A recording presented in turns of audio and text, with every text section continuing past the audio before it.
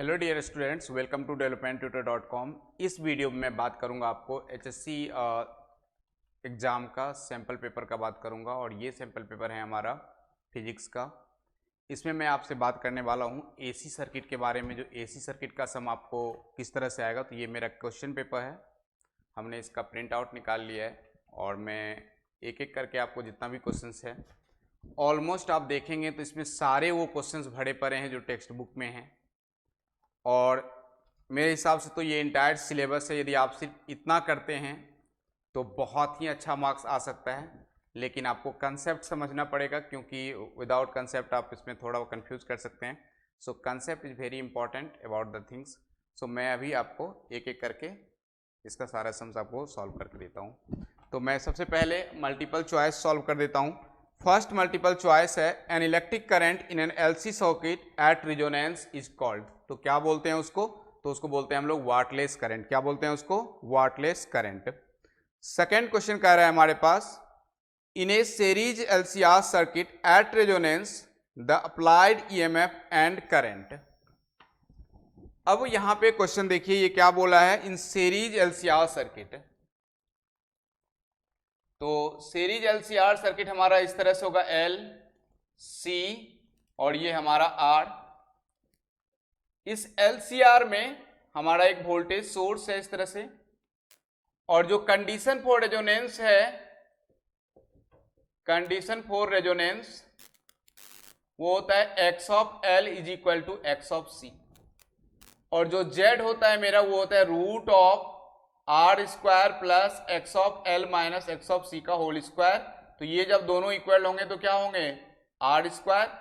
So that is what R. तो I यदि निकालेंगे तो क्या होगा हमारा? V upon R. अब यहां पे ध्यान से देखिए, I equal to V upon R, that is basically V not upon R, और जो भी यहां पे दिया रहेगा वो क्या होगा? V nought sine omega T. अब हम आई यहां पे यदि पुट कर दें V nought sine omega T upon R, तो क्या होगा? ये V not upon R into sine omega T, और इस वी नॉट अपॉन आर को हम बोल देते हैं I nought sine omega T. तो क्या हुआ? This I equal to I nought sine omega T and this V equal to V nought sine omega T. तो उन्होंने बोला कि अप्लाइड ईएमएफ एंड करंट दोनों किस फेज में होंगे? तो क्या देख रहे हैं, हमारा करंट का भी equation I equal to I nought sine omega T है, वोल्टेज का भी equation V equal to V nought sine omega T है। ये दोनों ही साइन का इक्वेशन है, तो हमारा जो करंट और वोल्टेज होगा दोनों सेम फेज में होंगे। सो यदि ये करंट है तो ये हमारा वोल्टेज होंगे, तो फेज डिफरेंस क्या है? यहाँ पे 0 है। तो हम क्या लिखेंगे ऑप्शन में? दोनों ही सेम फेज में होंगे। क्यों सेम फेज में होंगे? क्योंकि ये एल और सी सब नहीं है, उसमें ओनली आर है। तो ये कौन सा बन गया? Purely resistive circuit. और इस प्योरली रेसिस्टिव सर्किट में वोल्टेज और करंट क्या होते हैं? दोनों सेम फेज में होते हैं। नेक्स्ट क्वेश्चन है हमारे पास, a series LCR resonance circuit is used as potential divider circuit, radio wave transmitter, source of displacement current, tuning circuit in a television receiver set. तो क्या होगा? ये tuning circuit in a television receiver set. तो इसका answer होगा D. Fourth question है, AC voltage is applied to a pure capacitor then voltage across the capacitor. अब ये फोर्थ क्वेश्चन देखिए, प्योर कैपेसिटर बोला है ना, तो ये हमारा प्योर कैपेसिटर है, और हमने यहाँ पे एक वोल्टेज सोर्स लगा दिया है, और इस वोल्टेज में दे दिया है V equal to V nought sine omega T C. यदि आपको फेजर डायग्राम याद हो तो ये क्या होता है हमारा? करंट एक्सिस, और ये क्या होता है हमारा? वोल्टेज एक्सिस, और ये कितना है हमारा? π/2। तो करंट हमारा लीडिंग क्वांटिटी है और वोल्टेज लैगिंग क्वांटिटी। कैसे पता चलेगा करंट लीडिंग है? इस डायग्राम को आप एंटी क्लॉकवाइज डायरेक्शन में घुमाइए, तो क्या हो रहा है? करंट आगे आगे मूव कर रहा है, वोल्टेज पीछे पीछे मूव कर रहा है। सो ऑप्शन क्या होगा? Lags the current phase angle by π/2 radian. Means current क्या, वोल्टेज क्या कर रहा है? करंट से लैग कर रहा है। कितने एंगल से? तो π/2 से। नेक्स्ट क्वेश्चन है, parallel LC resonant circuit is used as. Option A है a tuning circuit in a television receiver set, transformer, rectifier, filter circuit. तो एलसी रेजोनेंट सर्किट क्या होता है हमारा? फिल्टर सर्किट होता है। 6 क्वेश्चन है हमारा, an electric bulb operates 10 volt DC, this bulb is connected to an AC source and gives normal brightness the peak value of the source. ये क्वेश्चन नंबर हमारा 6 है। तो इस क्वेश्चन को देखिए, हमारा ये क्वेश्चन कह रहा है कि डीसी में हमारे पास 10 वोल्ट था, लेकिन उसी वोल्टेज को हमने अब एसी में लगा दिया है, तो इसका पीक वोल्टेज क्या होगा।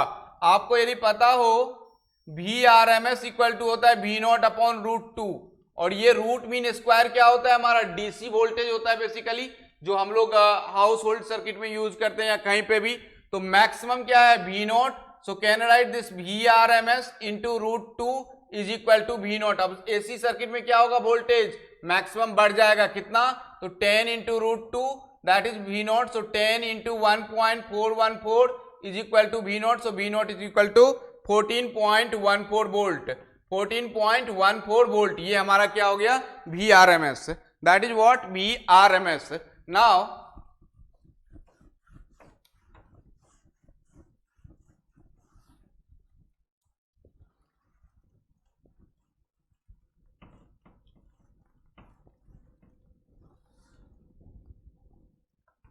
नेक्स्ट क्वेश्चन हमारे पास है, a coil of resistance 300 ohm and inductance 1.0 henry. तो रेसिस्टेंस हमें दिया हुआ है 300 ओम दिया हुआ है और इंडक्टेंस दिया हुआ है 1.0 henry, is connected across an alternating voltage of frequency. तो alternating voltage of frequency means frequency दिया हुआ है 300/2 pi hertz. Therefore phase difference between the voltage and current in the circuit। अब मुझे इस में रेसिस्टेंस दिया हुआ है और क्या दिया हुआ है, इंडक्टेंस दिया हुआ है और हमें फ्रीक्वेंसी दिया हुआ है। मुझे पूछा है जो फेज डिफरेंस कितना होगा, सो this is L, this is R। अब एक टेक्निक सीख लीजिए, बहुत ही इंपॉर्टेंट है। वो क्या टेक्निक है, तो मुझे फेज डिफरेंस जब भी निकालने के लिए दे तो x of L minus x of C upon R, ये याद रखिए। यहां पे क्या है, L और R है, तो C नहीं है, तो हम क्या लिख सकते हैं इसको, tan phi equal to x of L upon R, और this phi is become tan inverse x of L divide by R। अब मुझे ये x ऑफ L निकालना है, इस x ऑफ L को बोलते हैं हम लोग ओमेगा टाइम्स ऑफ L, और ये हो जाएगा 2 पाई f into L। So 2 into 3.14 into frequency, how much frequency here, 300/2 pi into L। L कितना है हमारे पास 1। अब ये देखिए, ये पाई से पाई कैंसिल, 2 से 2 कैंसिल, तो कितना हो गया ये 300, और R हमारा कितना है 300, तो हम लिख सकते हैं phi equal to tan inverse 300/300, that is what phi equal to tan inverse 1, that is what π/4। Angle कितना आ गया मेरा, π/4। सो ये हमारा आंसर हो जाएगा 45 डिग्री। π/4 कितना होता है हमारा, 45 डिग्री। अब यहां से ही आप सोचिए, यदि L के बदले में C दिया होता तो हम क्या करते, x ऑफ L क्या होता है 0, लेकिन निगेटिव नहीं लगाते, XC/R हो जाता। यदि हमें L और C LCR सर्किट बना दिया जाता तो XL माइनस XC/R होता। सो हमारा जो मल्टीपल चॉइस क्वेश्चन थे उनके हम सारे सम कर लिए। अब हम 1 मार्क क्वेश्चन का जो सम्स है वो हम आपके पास ट्राई करते हैं।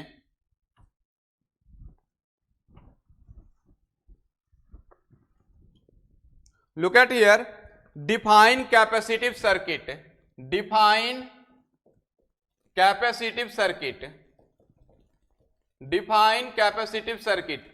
क्या होता है कैपेसिटिव सर्किट, ये देखिए, इसको बोलते हैं हम लोग X of C.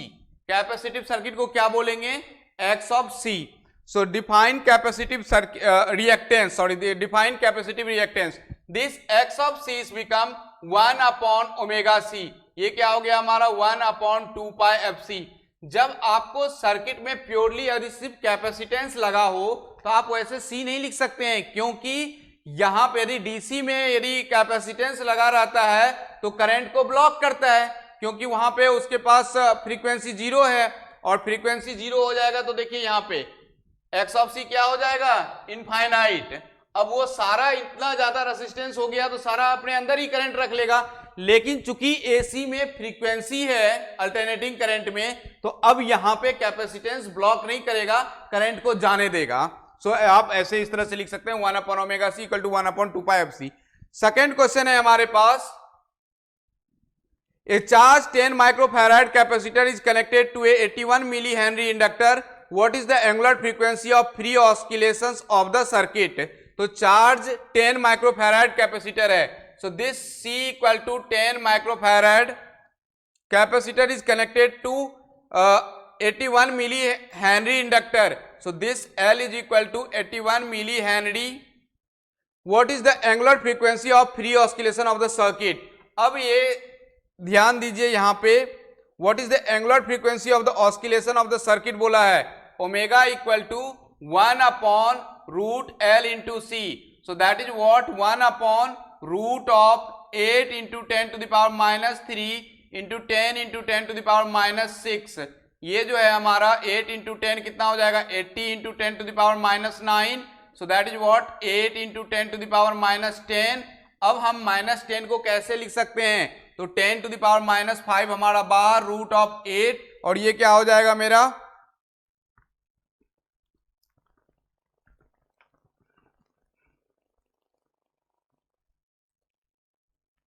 this is 10⁻1 second, no I don't want to write, so this is 80 into 10⁻³ 10⁻9, right? So I can write here 10⁻³ is out √80।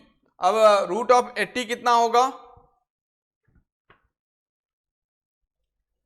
so √80 I can write like this 10⁻³ into √80, जो भी होगा उसका answer आप यहां पे लिख सकते हैं। State the equation for impedance Z in AC circuit, so this is what third है हमारे पास, जो ये बोल रहा है कि एसी सर्किट में इंपीडेंस कितना होता है। State the equation of for impedance Z in AC circuit, तो जेड हमारा होता है इंपीडेंस, इसको क्या बोलते हैं हम लोग, इंपीडेंस। अब यदि मैं एलसीआर सर्किट बनाऊं, ये एल, ये सी और ये हमारा आर है, इसको यदि हम एलसीआर सर्किट है हमारे पास और ये हमारा वोल्टेज सोर्स है, तो मैं जेड इक्वल टू लिख सकता हूं √R² plus x of L minus x of C का होल स्क्वायर। क्या लिख सकता हूं, √R² plus x of L minus x of C का होल स्क्वायर। ये R होता क्या है यहाँ पे, तो R होता है मेरा रेसिस्टेंस, x ऑफ एल होता है हमारा रिएक्टिव इंडक्टेंस, और x ऑफ सी होता है हमारा reactive capacitance. x of L को भी यदि आप डिफाइन करना चाहते हैं तो वो भी कर सकते हैं, लेकिन यहां से ही आपका काम चल जाएगा। यदि सपोज एल नहीं होता तो √R² plus x of C का स्क्वायर लिखते, यदि हमारा R नहीं होता तो सिर्फ XL माइनस XC का होल स्क्वायर लिखते। तो इस तरह से आप डिफाइन कर सकते हैं इसको। फोर्थ क्वेश्चन कह रहा है मेरे पास, in LCR series circuit what is the condition for current resonance. LCR circuit है हमारे पास, एल है, सी है और आर है। अब ये एलसीआर सर्किट में हमें बोल रहा है जो क्या कंडीशन होगा रेजोनेंस का, तो रेजोनेंस का कंडीशन जो होता है वो होता है कंडीशन फॉर रेजोनेंस,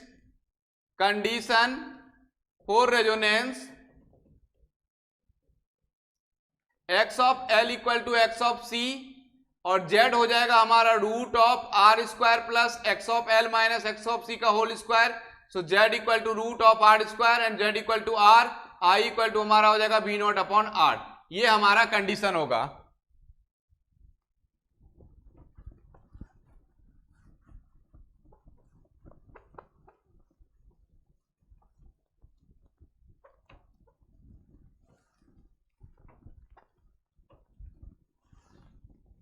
नेक्स्ट हमारे पास है state any one characteristics of parallel LC AC resonance circuit. तो यहां पे भी x of L equal to x of C लिख दीजिएगा। ये हमारा कंडीशन है reactive inductance equal to capacitive inductance. What is the relation between average current and RMS current over half cycle. I RMS equal to होता है 2I0 upon I RMS equal to I0 upon √2 होता है, right. और I average equal to होता है 2I0 upon पाई। क्या होता है? 2I0 अपॉन पाई। अब रिलेशन बोला है लिखने के लिए, तो आप ऐसे लिख सकते हैं I average upon I R M S, दोनों को डिवाइड कर दीजिए तो कितना होगा ये 2I0 upon pi divide by I0 upon root 2। क्या होगा ये? This 2I0 upon pi into root 2 divide by I0। तो ये I0 क्या हो रहा है? Cancel. So this I average upon I R M S is equal to 2 root 2 upon pi. So this I average is equal to 2 root 2 upon pi into I R M S. That is what? I average. इसको क्या बोलते हैं हम लोग? Average current. क्या बोलेंगे इसको? Average current. So average current और आई आर एम एस में जो रिलेशन है तो आपको ऐसे याद रखना है, root mean square current I0 upon root 2। और ये I0 होता क्या है? तो maximum value of current. Suppose मैं यदि ऐसे लिख दूं I equal to 10 sine 200 into T, तो यहां पे I0 हमारा क्या है? 10 है। तो इस I0 को 10 डिवाइड बाय रूट 2 लिखेंगे। सपोज V इक्वल टू लिख देता 20 साइन 40 टी, तो V0 क्या है हमारा? 20। तो इस चीज को आपको ध्यान रखना है।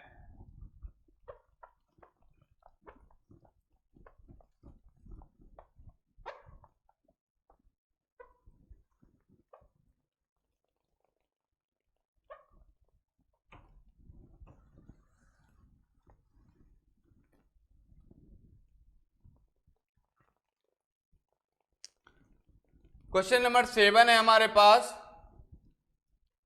If the peak value of an alternating EMF is 15 volt, it means V0 कितना दिया हुआ है मेरे पास? 15 वोल्ट दिया हुआ है। What is the mean value over half cycle?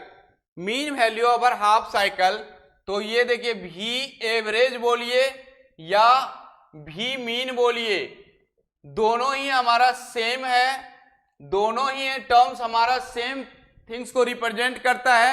Either आप इसको एवरेज वैल्यू ऑफ वोल्टेज बोलिए या तो मीन वैल्यू बोलिए। आंसर होगा V mean is equal to 2 times of V0 upon pi. So 2 into V0 हमारा 15 डिवाइड बाय पाई हमारा 3.14, 30 upon 3.14। Answer आ जाएगा हमारे पास 9.548 volt. So this is the correct answer. तो हमने 1 मार्क जो वेरी शॉर्ट आंसर था वो कंप्लीट कर लिया है।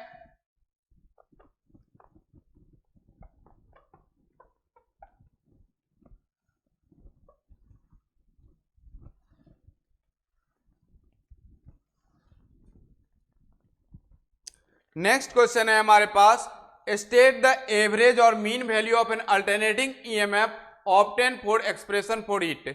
स्टेट द एवरेज और mean value of an alternating EMF कह रहा है जो अल्टरनेटिंग ईएमएफ के बारे में। तो अब यहां पे देखिए, जब ये क्वेश्चन 2 मार्क्स में आपके पास आएगा तो जब एवरेज वैल्यू हम कंप्लीट साइकिल में देखेंगे, this is 0, this is T, complete cycle है, this is half positive, this is half negative. तो ये हमारा पॉजिटिव, ये हमारा निगेटिव, दोनों क्या होंगे? कैंसिल हो जाएंगे और एवरेज वैल्यू क्या आ जाएगा? 0। लेकिन हाफ साइकिल में जब बोला है उन्होंने, तो हाफ साइकिल में बहुत इजी है, सिर्फ हाफ साइकिल। सो 0 और ये यदि टी है तो ये कितना हो जाएगा मेरा? T/2। और आपको यदि पता हो तो t हमारा क्या है? टाइम पीरियड कितना होता है साइन का? तो 2 पाई होता है। तो आप ऐसे लिखिएगा I average equal to 0 to pi I times of dt divide by 0 to pi dt। So मैं यहां पे dt के टर्म में नहीं लिखूंगा, थीटा के टर्म में लिखूंगा। तो I can write 0 to pi I equal to I0 sine theta मैंने ले लिया। So this I0 sine theta D theta divide by 0 to pi D theta. So यदि मैं यहां पे देखूं तो I0 हमारा क्या हो जाएगा? बाहर sine theta into D theta 0 to pi divide by theta this 0 to pi. So this become I0 और ये साइन थीटा डी थीटा का minus cos theta 0 to pi divide by pi minus 0। What is this? I0 minus cos pi plus cos 0 divide by pi minus 0 is pi. Now यदि आप देखेंगे यहां पे तो आई not, this is what I not minus cos pi is -1, so minus minus plus one divide by pi, that is what 2 times of I not upon pi, 2 times of I not upon pi. So this is what average value of, this is what average value of current. इसको क्या बोलेंगे हम लोग? Average value of current बोलेंगे. Now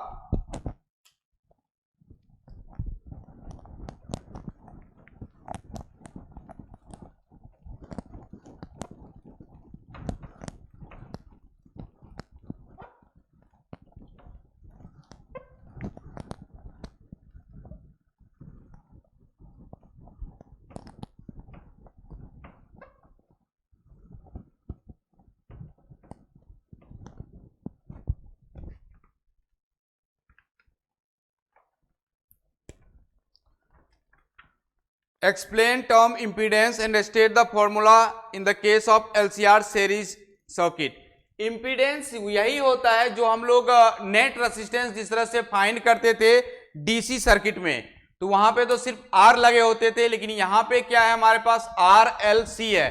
तो जब मैं L को इंडक्टिव रिएक्टेंस बना लेता हूं, एक्स ऑफ एल बना लेता हूं, एक्स ऑफ सी बना लेता हूं, तो वो सारे क्या हो जाते हैं? Impedance. Impedance is nothing, is basically the total resistance we can say. So ये हमारा टोटल रेसिस्टेंस है, और एलसीआर में पूछा है कि इन्होंने कितना होगा, तो ये हमारा एल, ये हमारा सी, और दिस इज मेरा R, right. So L C R. अब इसको क्या करेंगे हम लोग? एक वोल्टेज सोर्स लगा दीजिए, और जेड जो होता है इसमें, अब यदि थोड़ा एक्सप्लेन करना पड़े तो जैसे जेड इक्वल टू ये लिखिएगा root of R square plus X of L minus X of C का होल स्क्वायर. ये हमारा जेड होता है. एक्स ऑफ एल होता है हमारा omega into L, that is 2 pi F और इंटू एल लिख सकते हैं.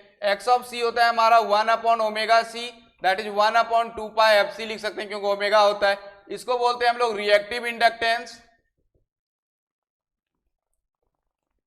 और इसको बोलते हैं हम लोग कैपेसिटिव इंडक्टेंस. नाउ यदि आपको एलसीआर में इसको कैसे निकालते हैं वो यदि पूछा जाए, लेकिन ये 2 मार्क्स के क्वेश्चन है तो उतना ज्यादा डिटेल में अभी नहीं बात करूंगा, 2 मार्क्स में यही काफी है.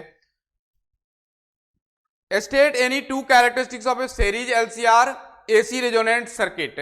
तो एसी रेजोनेंट सर्किट हमें बोला है, एसी रेजोनेंट सर्किट. देखिए बार बार क्वेश्चन यही घूर के आ रहा है, तो हमें क्या करना पड़ेगा? X of L equal to X of C, omega L equal to 1 upon omega C, omega यहां से आएगा 1 upon root L C, F आ जाएगा 1 upon 2 pi root L C, और जो जेड होगा वो क्या होगा? Root of R square plus X of L minus X of C का whole square. So that is what root of R square, it becomes R. अब यहां पे देखिए इंपीडेंस क्या हो रहा है? Minimum. So I can write 2 characteristics at resonance LCR circuit, impedance is minimum,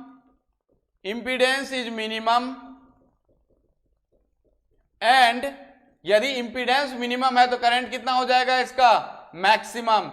and second characteristics, current is maximum. तो आपको चाहिए तो आप इसका ग्राफ भी ड्रॉ करके दिखा सकते हैं. जो यदि ये रेजोनेंट फ्रीक्वेंसी है तो करंट क्या हो रहा है मेरा? मैक्सिमम करंट हो रहा है. रेजोनेंट फ्रीक्वेंसी पे करंट क्या है हमारा? मैक्सिमम है.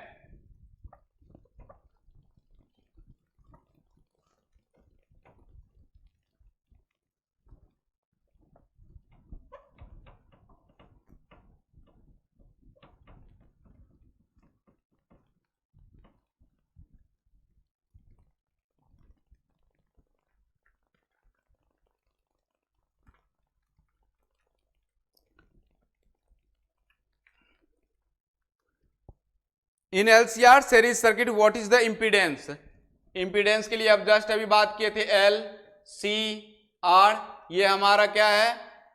एलसीआर सीरीज सर्किट है, और यहां पे जो इंपीडेंस होगा वो क्या होगा? Z equal to root of R square plus X of L minus X of C का whole square.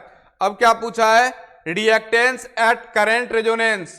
Reactance at current resonance, तो रिएक्टेंस हमारा होता है X of L equal to omega L and X of C equal to 1 upon omega C. Current होता है I equal to V upon R, because जब यहाँ पे जो Z है वो x ऑफ L और x ऑफ C 0 हो जाएगा तो करंट हो जाएगा मेरा V upon R। Fifth question कह रहा है a series LCR circuit has resistance 10 ओम।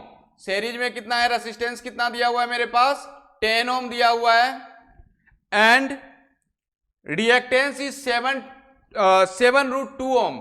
ये जो रिएक्टेंस दिया हुआ है इसका मतलब ये XL माइनस XC दिया हुआ है, कितना XL माइनस XC कितना दिया हुआ है 7√2 दिया हुआ है। So can I right this XL minus XC is become 7√2, क्योंकि यहां पे जो Z होता है वो, और R हमारा दिया हुआ है 10 ओम, और इसने क्या पूछा है capacitor connect across 20 volt, what is the impedance of the circuit. तो इंपीडेंस तो जब भी करेंगे तो root of R square plus XL minus XC का whole square, right. So this Z equal to x of L, तो ये हमारा 10 का स्क्वायर दिया हुआ है और ये हमारा 7√2 का होल स्क्वायर दिया हुआ है, कितना हो जाएगा ये 100 प्लस 49 198, कितना हो गया ये 198 का कितना होगा, सो 14 इंटू 14 या 14.07 ओम, ये हमारा आंसर आ गया। अब यहां पे यदि रेजोनेंस बोला जाता तो XL माइनस XC 0 हो जाता, फिर यहां पे देता ही नहीं, बोलता कि ओनली ये है और इसका बताइए कितना होगा, तो R ही रह जाता 10 ओम। लेकिन यहां पे चूंकि इन्होंने रेजोनेंस का बात नहीं किया है तो हम लोग क्या कहेंगे Z equal to root of R square plus XL minus XC का होल स्क्वायर। नेक्स्ट क्वेश्चन हमारे पास है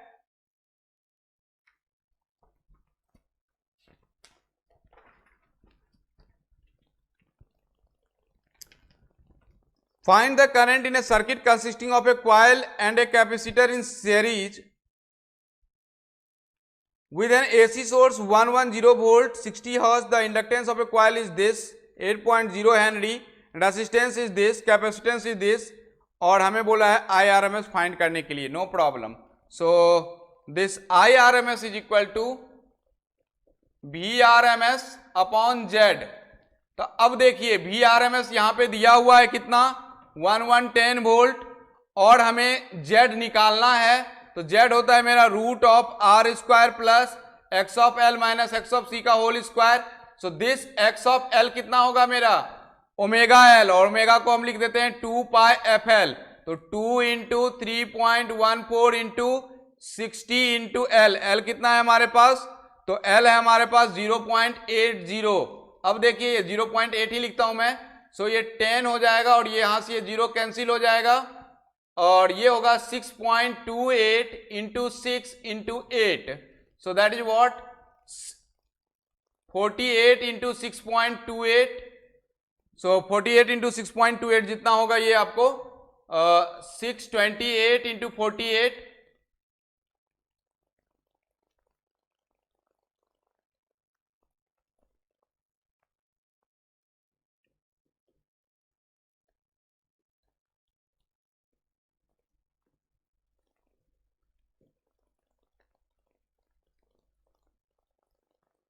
सो दिस इज 301.44, ये हमारा x ऑफ L है। सेम हमारा x of C 1 upon omega C, that is 1 upon 2 into 3.14 into F कितना है हमारे पास, तो 60 है, और C कितना है हमारे पास, C है हमारे पास 8 माइक्रोफैराड, तो 8 इंटू 10 पावर माइनस 6। ये XL निकालिए, ये XC निकालिए, और इसको क्या करिए Z को अंतिम में यहां पे रख देना है आपको, R का वैल्यू दिया हुआ है, और इससे आप डिवाइड करिए, आंसर लाइए। अभी मैं उतना नहीं करूंगा क्योंकि वो बहुत बड़ा कैलकुलेशन हो जाएगा।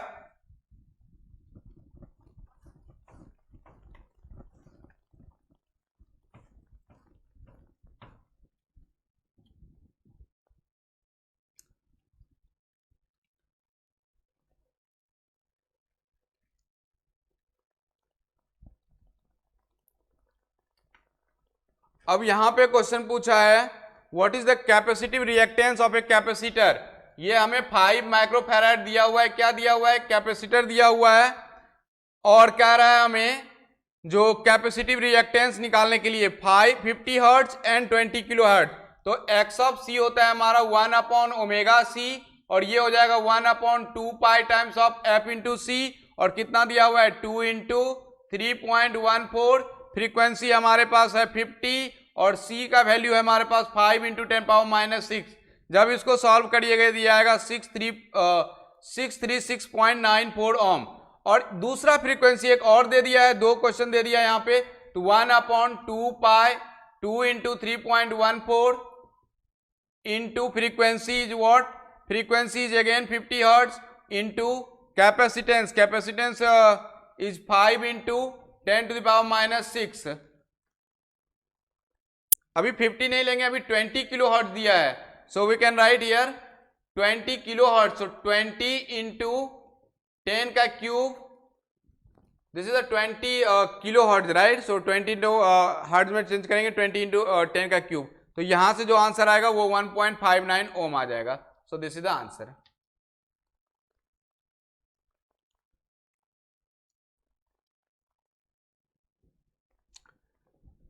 थ्री मार्क्स का क्वेश्चन देखिए क्या पूछा है।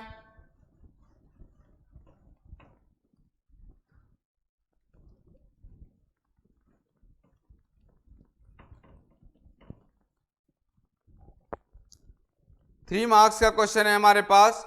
State the RMS value of an alternating current, right the relation between the RMS and peak value of an alternating current that varies with time. अब भी आई जो हमारा अल्टरनेटिंग करंट का आरएमएस वैल्यू होता है वो होता है I R M S is equal to 0 to 2π I naught I square into D theta divide by 0 to 2π into D theta. तो यहां से यदि आप 0 to 2π I नॉट का square sine square theta D theta divide by 0 to 2π into D theta, यदि ये करेंगे तो ये आता है हमारा I नॉट अपॉन √2। कितना आता है ये? I nought upon √2। So this is the I R M S is equal to I nought upon √2। I R M S is equal to I nought upon √2। और हमारा जो आई एवरेज होता है वो होता है हमारा 2I नॉट अपॉन पाई। तो हमने देखा था अभी I average is equal to जब दोनों को डिवाइड करेंगे तो क्या आएगा हमारा relation? 2√2 divide by pi into I R M S. ये क्वेश्चन नंबर है हमारा, शॉर्ट क्वेश्चन आंसर है फर्स्ट का, मतलब 3 मार्क्स का जो क्वेश्चन है उसका फर्स्ट क्वेश्चन का इस तरह से आप आंसर लिख सकते हैं। Peak value of alternating current that varies with time. तो ये टाइम के साथ आपको वेरी कर सकते हैं इस तरह से। Explain the term inductive reactance, state its unit and dimension. तो अब एक्स ऑफ एल को बोलते हैं हम लोग इंडक्टिव रिएक्टेंस। क्या बोलते हैं इसको? Inductive reactance. और ये फॉर्मूला होता है X of L equal to omega times of L, this X of L equal to 2π F of into L. और X of L is directly proportional to frequency. यदि आपको ग्राफ पूछे frequency और X of L में तो ये straight line graph होगा। क्या होगा? ये स्ट्रेट लाइन होगा। अब ये इसका जो यूनिट होगा वो ओम होगा, क्योंकि एक्स ऑफ एल हमारा क्या है? यूनिट क्या होगा हमारा? ओम होगा। और v equal to I into R, so वहां से आप निकाल सकते हैं इस तरह से। r का यूनिट क्या होता है हमारा? ओम होता है, तो r equal to v upon I. यहां से आप डायमेंशन भी बता सकते हैं वोल्टेज का और करंट का। नाउ सेकेंड क्वेश्चन है हमारा कैपेसिटिव रिएक्टेंस। इसी में हमें पूछा है क्या? तो पहला ये कैपेसिटिव रिएक्टेंस क्या होता है हमारा? X of C. This question is third. So this X of C equal to 1 upon omega C, this X of C equal to 1 upon 2π F C. अब यदि देखेंगे X is inversely proportional to F, और जो graph बनेगा वो F और XC का इस तरह से बनेगा। This is the graph XC और एफ का। तो क्या हो रहा है? ये आपको रेक्टेंगुलर शेप में ग्राफ मिल रहा है और ये वैरी कर रहा है इस तरह से।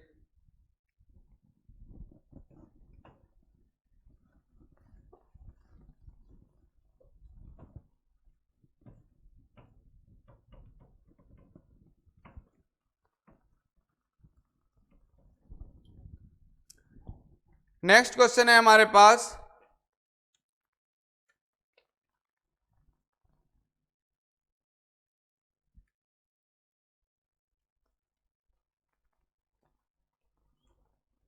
What is the inductive reactance of a coil of inductance 10 millihenry? Means L कितना दिया हुआ है मेरे पास?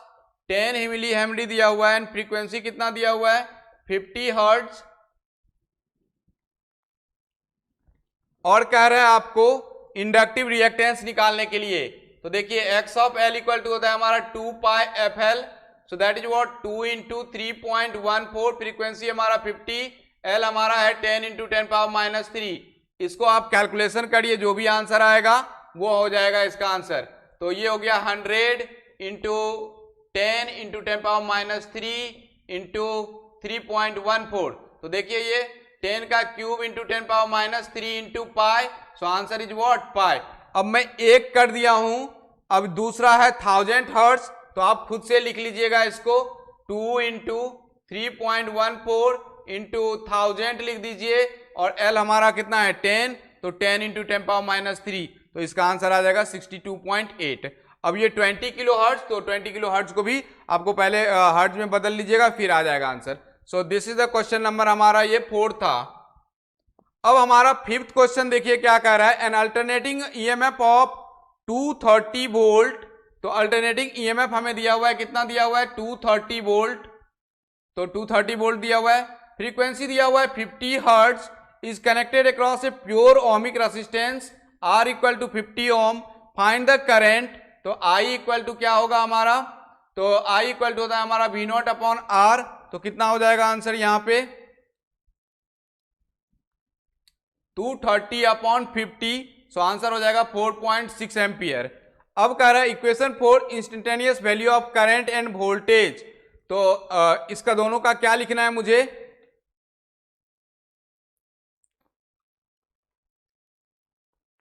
Equation 4 instantaneous value of current end voltage. तो मुझे IRMS पता है, instantaneous value of current end voltage, तो I इक्वल टू होता है I nought into sine omega T. अब देखिए I नॉट, तो ये 4.6 को मल्टीप्लाई करिए √2 से, साइन ओमेगा कितना होगा 2 पाई एफ, सो 100 पाई हो जाएगा, 100 पाई इंटू टी, तो ये कितना हो गया हमारा 6.5। क्योंकि ये हमारा IRMS है, दिस इज व्हाट IRMS, और रिलेशन क्या होता है हमारा IRMS is equal to I nought upon √2, so this is what I not equal to √2 into IRMS, that is what √2 into IRMS। IRMS हमारा 4.6 है, तो इनको 1.41 इंटू 4.6 करेंगे तो कितना आएगा 6.5 आएगा, तो 6.5, और I not sine omega T होता है, तो ओमेगा हमने लिखा है यहां से 2 pi F, so 2 into pi into F कितना है हमारे पास 50, that is what 100 pi, so 6.5 into 100 into pi into T, this is the E। अब मुझे सेकेंड लिखना है E equal to E not sine omega T. अब एक चीज बताइए, जब मेरे पास ये I नॉट है तो E नॉट कैसे बनाएंगे, तो E नॉट इक्वल टू क्या होता है हमारा V equal to I into R, so I nought हमारा 6.5 इंटू आर हमारा कितना 50, तो यहां से आ जाएगा, so this E nought is equal to I nought into R, I nought is 6.5 into 50, right? Yeah, this is the 50. So 50 into 6.5 how much? So ये हो जाएगा 325.27. So यहाँ पे आप रख दीजिए 325.27 साइन, और ओमेगा वही रहेगा, तो यहाँ पे लिख देते हैं 100 पाई टी। बहुत ही इंपॉर्टेंट क्वेश्चन और बहुत ही अच्छा क्वेश्चन है ये।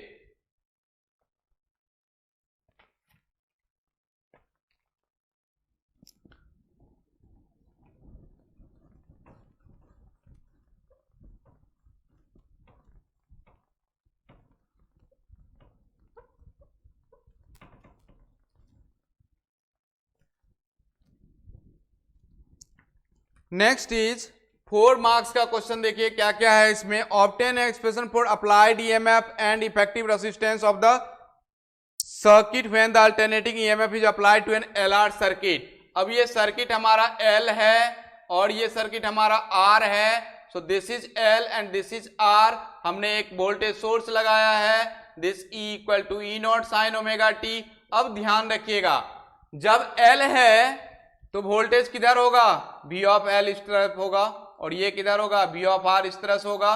दोनों को यदि मैं इस तरह से मिला दूं तो ये क्या होगा V square. So can write this V square is equal to V of L का square plus V of R का square. Now this v square is become I into x of L का whole square plus I into R का whole square. Now this v square is equal to I square is common, x of L का whole square plus R का square. This v square upon I square is equal to what? X of L का square plus R का square, and that is what? Z square is become x of L का square plus R का square. This z equal to root of x of L का square plus R का square. और यहाँ पे ही मैं यदि मैं tan phi ले लूं तो अब देखिए क्या होगा इसका phase difference. So this is the tan phi is equal to opposite. So v of L upon v of R, that is what? Tan phi equal to v of F I into x of L divided by I into R. I got cancelled. This tan of phi equal to x of L divided by R, and this phi is become tan inverse x of L divided by R. This is the answer.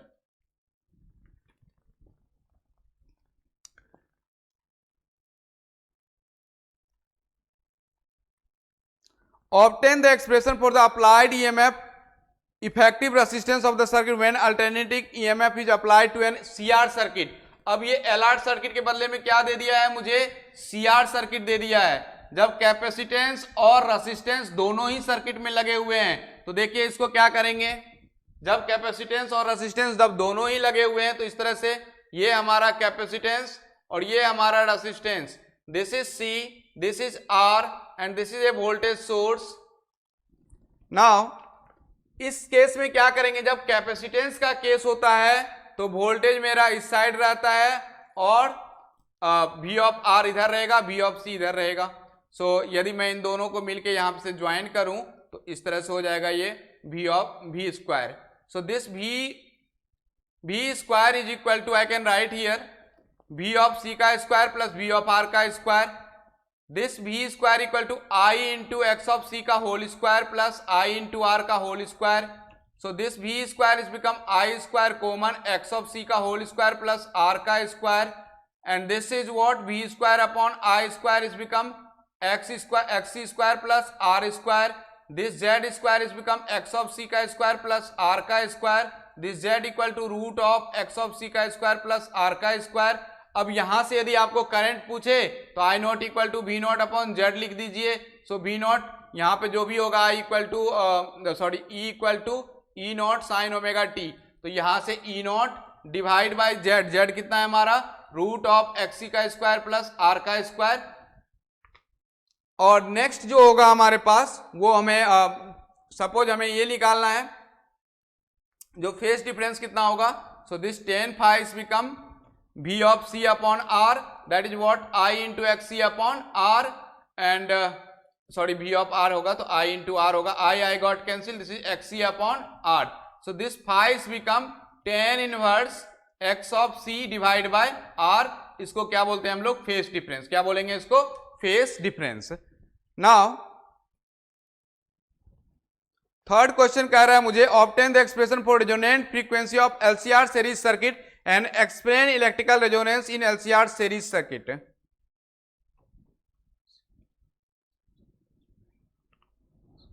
Okay, बहुत ही easy है ये questions. जब आपको ये आए और बहुत important भी है तो LCR सर्किट है. देखिए इधर ये R, ये L और ये C है हमारा. R L C में this is R, this is L C. Explain the expression for resonant frequency of the LCR circuit and explain electrical resonance in LCR circuit. तो condition for V equal to V not sine omega t लिख दीजिए यहां पे. Condition for resonance in LCR circuit, inductive reactance is equal to capacitive reactance. So that is what? X of L is equal to X of C. This is what? Omega L is equal to 1 upon omega C. Now this omega square L into C equal to 1, and this omega square is equal to 1 upon LC. This omega is equal to 1 upon root LC. This omega is 2 pi f equal to 1 upon root LC. This f equal to 1 upon 2 pi root LC. This is what resonant frequency, इसको क्या बोलेंगे हम लोग, resonant frequency. अब यहां पे कुछ बातें लिखना पड़ेगा। At resonance impedance is minimum and how much this Z equal to R। यदि आपको ऐसा ग्राफ दे दिया जाए जो ये हमारा रेजोनेंट फ्रीक्वेंसी है और ये हमारा Z है, तो रेजोनेंट फ्रीक्वेंसी पे Z कितना होगा मेरा, तो R होगा। ये इस तरह से ग्राफ रहेगा हमारा, मिनिमम होगा इस तरह से। लेकिन इंपीडेंस क्या होगा मेरा, मिनिमम होगा, और कितना होगा, एट रेजोनेंट फ्रीक्वेंसी। सेकेंड हमारा जो कंडीशन होगा, at resonance current is maximum। So what is the maximum current? This current is like this।